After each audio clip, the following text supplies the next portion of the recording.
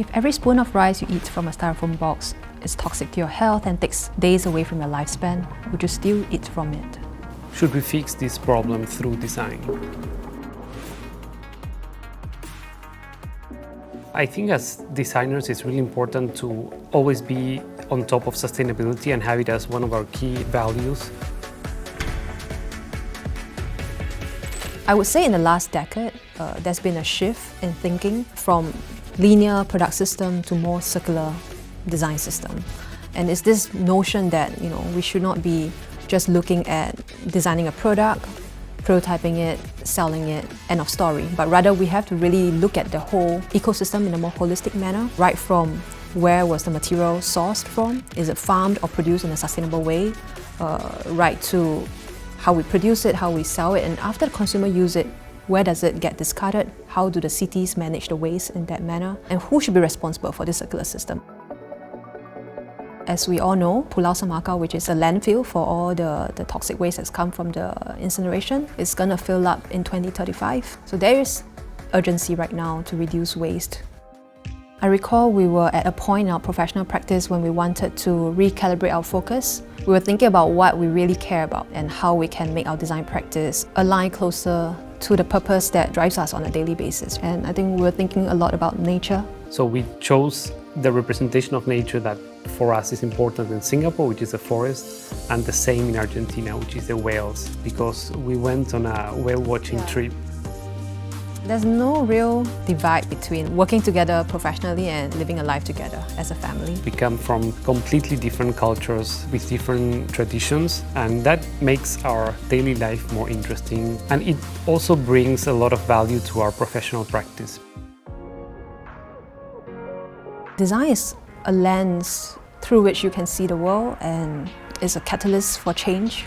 Many times design is done by could be an engineer, could be a factory owner, any layman can produce design. If you look around you, you have a lot of objects that we're using on a daily basis, from the plastic bag that holds your kopi o when you take away drinks, to the kopitiam cups or the kopitiam chair that we're also familiar with, but we may not know who designed it. We call this anonymous design that is really for good functionality and a good user experience. 你们有没有常常有人用他们自己的 container？ 有。现在会比以前多吗？现在很多。如果玻璃跟 plastic 比起来的话，哪一个比较好？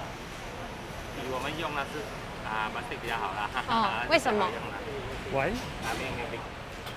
为什么 plastic 比较好呢？因为 plastic 比较轻一点，会打破嘛。So at the very beginning of every project, we always start off with some human-centric design methods, and it's critical for us to understand what are the needs of the user, to even reframe the design brief to understand where the opportunities are, where the problem statement is.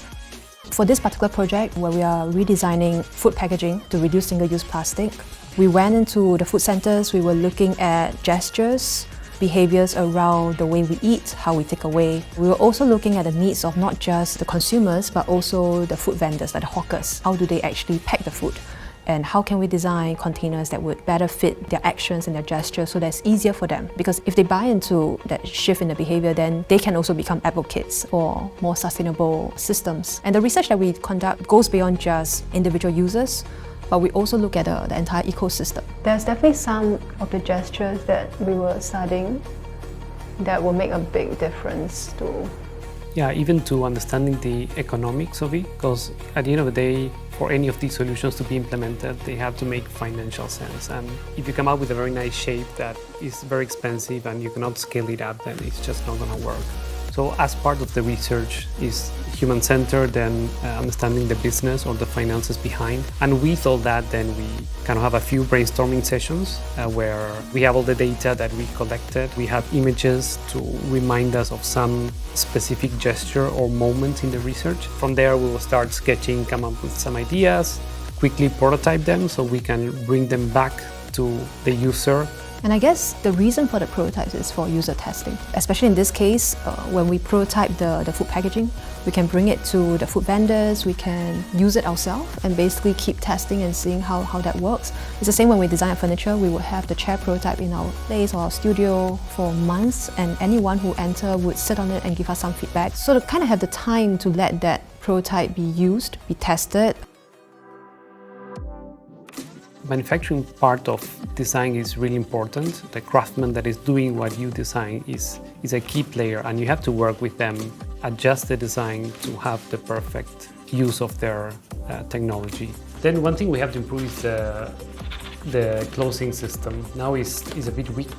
So we have to make something that is a bit easier to close. We always visit factories. When we do chairs, we visit carpentries, and that really informs us and helps us save time as we develop new projects. So designers are storytellers. When we finish designing a product, we have to start thinking about how to tell the story and how to tell it creatively to the wider audience.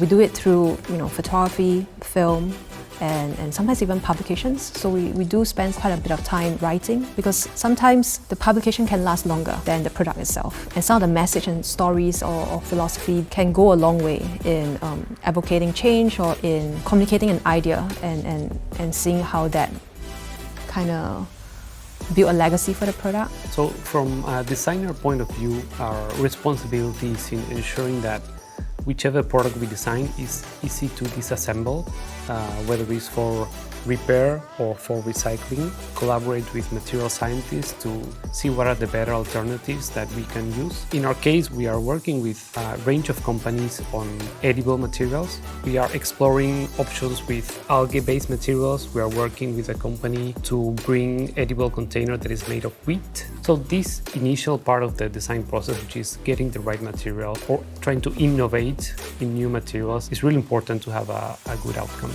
Yeah, I think designers play a very important role in designing for circular systems, because we understand how materials can be developed when we work with material scientists, how factories work, how productions work. We can understand what are the user needs or how can we design for user needs. And we also deal with the communication to the users when it comes to the products that we design. So we have that good overview, and that's why we can play the role very well as facilitators of the various stakeholders within this circular system.